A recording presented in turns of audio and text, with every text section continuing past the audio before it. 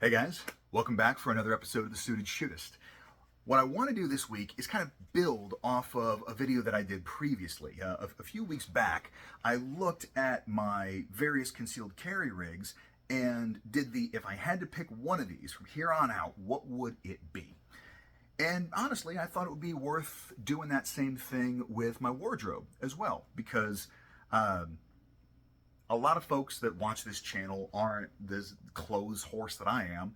I've probably got the better part of a dozen suits in my closet at the moment. And, the reality is there's not a whole lot of need to wear a suit as there has been previously. I still think everybody should have at least one. But, I wear them more frequently because I like the sort of expressive nature of it. But that's not everybody's circumstance. So I thought I'd kind of take a look and talk about why I would pick the one that I would pick, because I think that's going to be useful even if you're starting from scratch and trying to figure out what your first suit should be. So, just to kind of cut to the chase, if I was only going to pick one suit out of my closet, this is what it would be.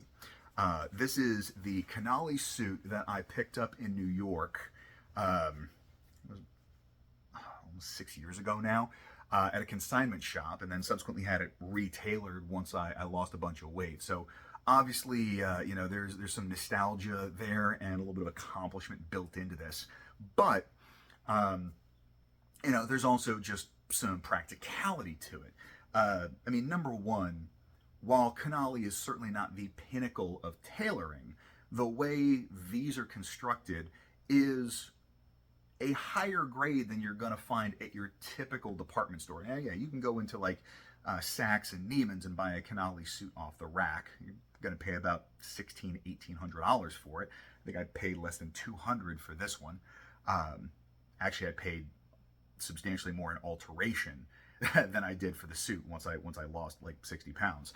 But even still, I was into the thing for under $1,000, so I was well ahead of it. But that's kind of not, that's besides the point.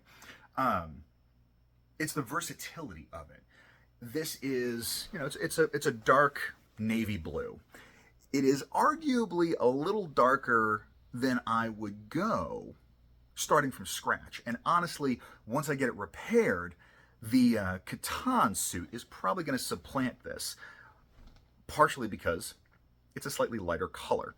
Now, I can still get away with keeping it fairly casual, with a patterned shirt, no tie, stuff like that. But obviously, this is going to work exceptionally well in a lot of the more formal types of circumstances. Pretty much anything up to black tie, this is going to be more than appropriate. And the other versatility there is, if I want to go super casual, I can wear something like a bit loafer with it.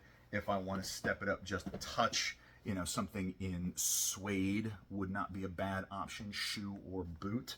And generally, if I am going more business formal with this, I am very partial to these oxblood semi-brogues, and it's a killer combination. I got compliments from Craig Douglas on these shoes, so I'm never getting rid of these things.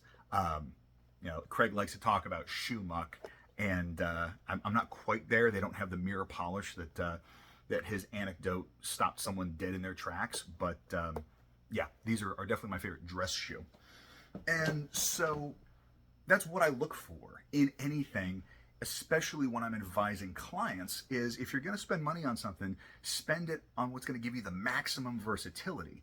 So even if I'm not fond of splitting up suits and wearing the jacket separate from the trousers for a bunch of reasons, but this could be worn as a sport coat because of the texture and the pattern of the fabric. It's not just a solid worsted wool, and it works, even kind of dressed down. So if I had to pick one suit out of my closet, I think this would definitely be the front runner for the time being.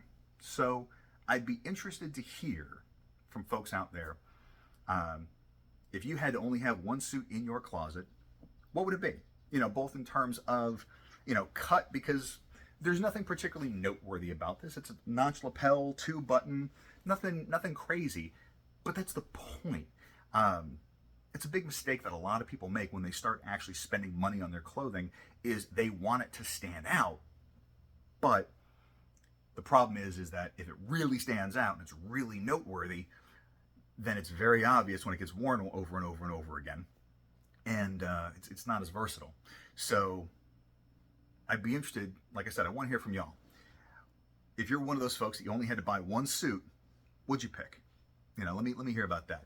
If you've had to par down a closet, I want to hear that too. So let me know your thoughts. Put it down in the comments. And if you're in a similar position and you need some insight, you know, obviously let me know that too. But aside from that, hope everybody has a fantastic week. Stay dangerous and stay sharp.